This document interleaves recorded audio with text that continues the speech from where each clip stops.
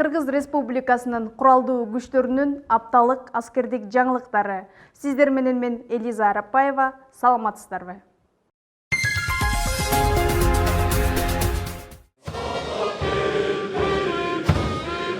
Экимиң 20 жылдын 21 февралында Ош гарнизонунда жайгашкан аскер бөлүктөрдүн аскер кызматкерлеринин катышуусунда 23 февраль мекенди коргоочулар күнүнө карата Ош гарнизондук офицерлер үйүндө салтанаттуу иш-чара өткөрүлдү.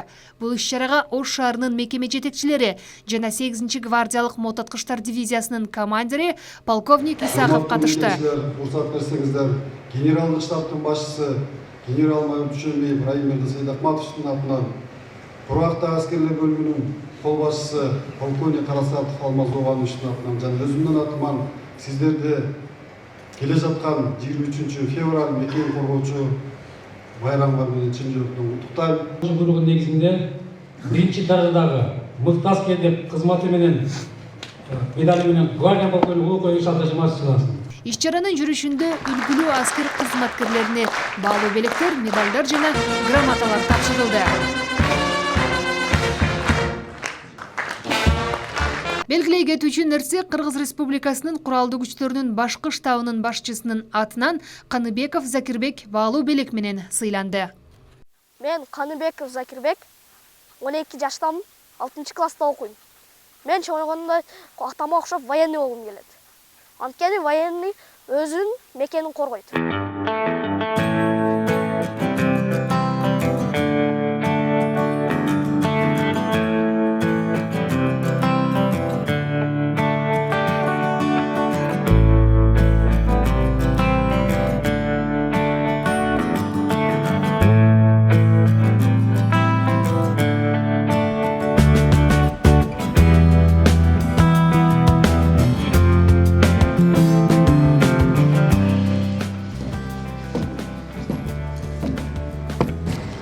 Полковник капитан Каныбеков Закирбек белек алууга келди.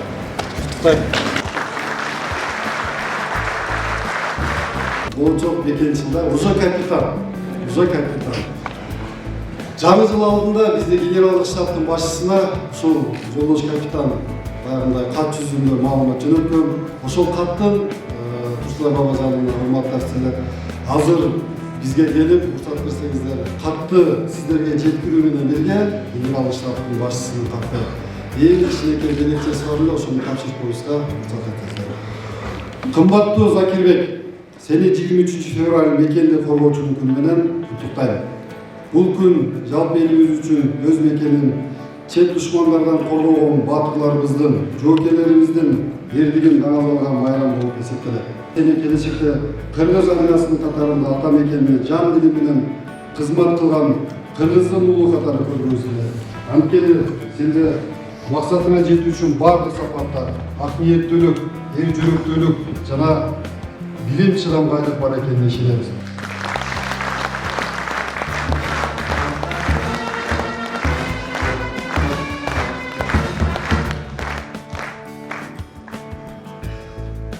Болочок офицер китеп сураган, анан ар бирибизге баягы белгилүү ойгордой офицерлердин ар дайым биз менен бирге болот да, түбүнүн өзүндө. Бешмишоктун ичинде бардыгы бар.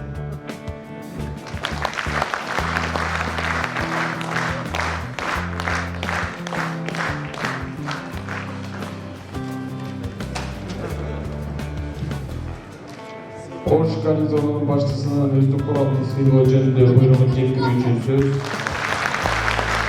Мен генералдык штабынын башчысы Дүйшөнбиев Райымберди Сейдахматовичка чоң ыраазычылык билдирем.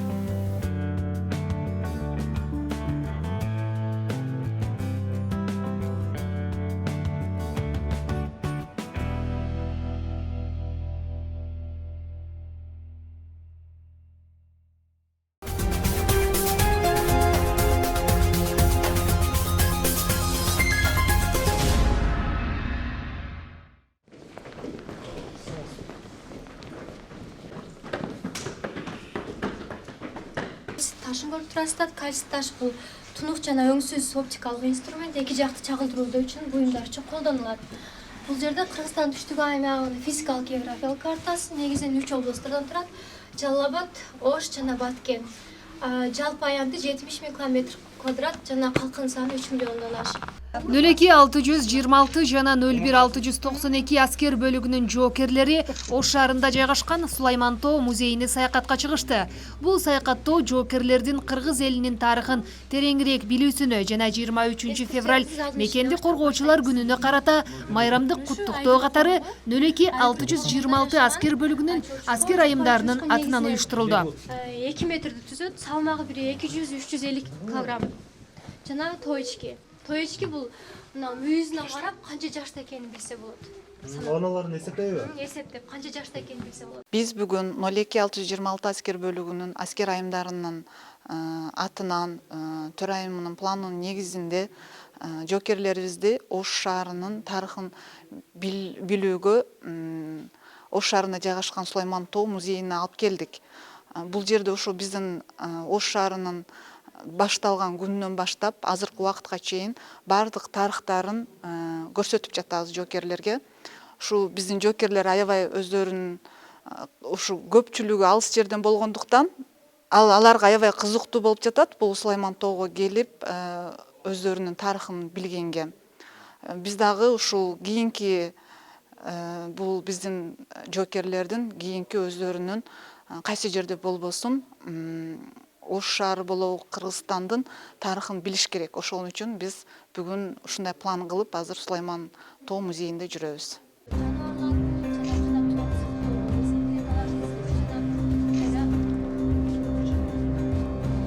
Негизинен деңиз деңгээлинен 2000 метр, 3000 метр бийиктикте жашашат. Бул жерде илбиз, кара жору, бүркүт, кара каргалар, суу. Сакалды жору, сакалды жору өзү эле айтып тургандай. Жайгашкан жерде алар. Бүкү жана акынасы бул жерде.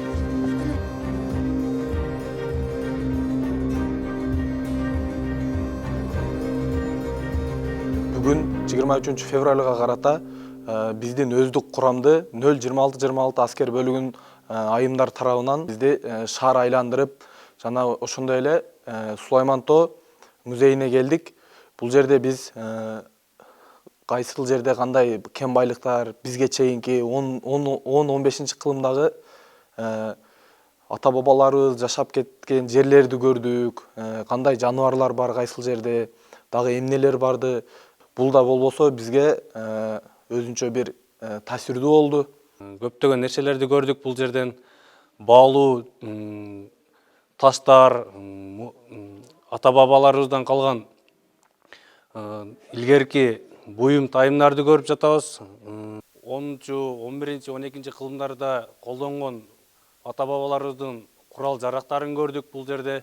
Жана ошондой эле тоолуу аймактарда жүргөн жаныбарларды көрүп жатабыз. Бул жерде көптөгөн нерселерди үйрөттү. Бул жерде биз билбеген суроолорубузду көптөгөн бул жерде көрсөтүп жаткан эжелерден, агайлардан сурап, өзүбүзгө керектүү нерселер сурап билип алдык. 026 аскер бөлүгүнүн айымдарына өзүмдүн атымдан жана жоокерлердин атынан терең ыраазычылык билдирем.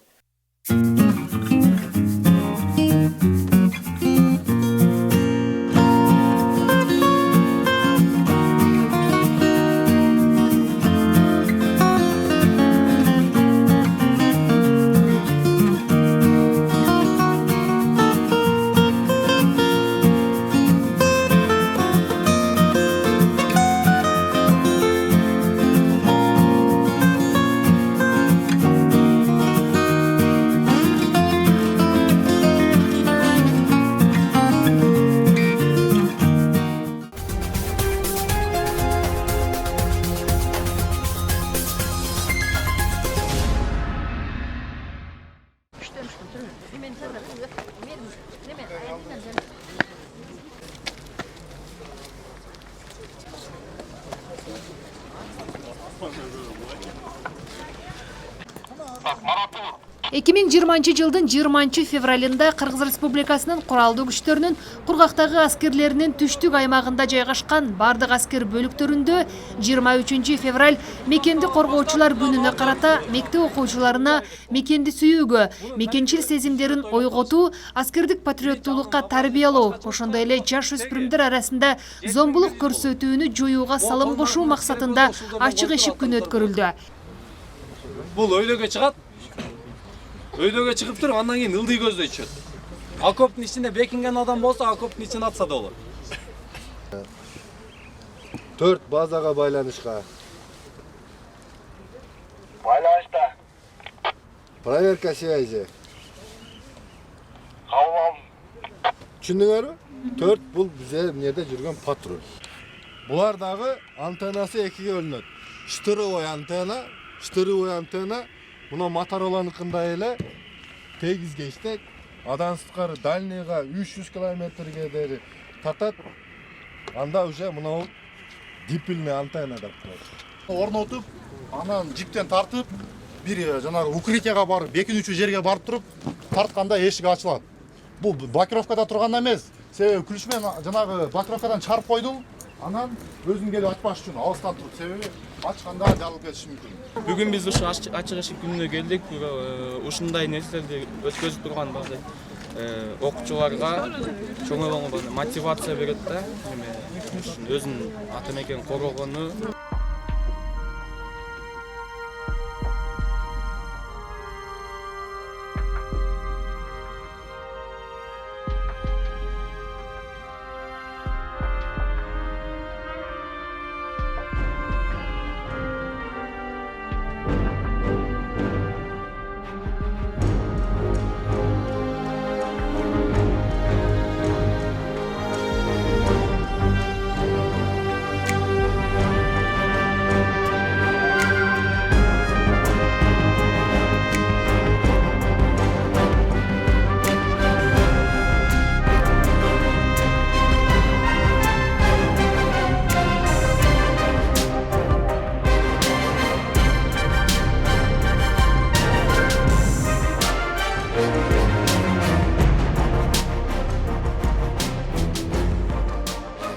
Бүгүнкү күндө аскер бөлүгүбүздө ачык эшик иш-чарасын өткөрүүдөбүз.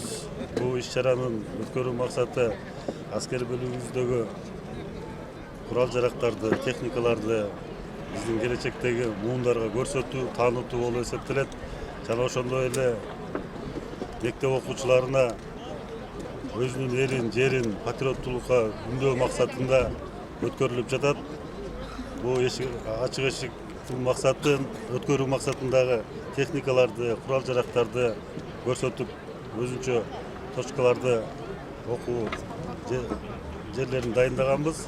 Иш-чараны өткөрүү үчүн 10 окуу ордунда сабактар өткөрүлүп, жокерлер тарабынан даярдалган курал менен саптык элементтер, тактикалык эпизоддор көрсөтүлдү. Мектеп окуучулар арасында эстафеталар өткөрүлүп, жеңүүчүлөргө аскер бөлүктүн командирлери тарабынан дипломдор тапшырылды.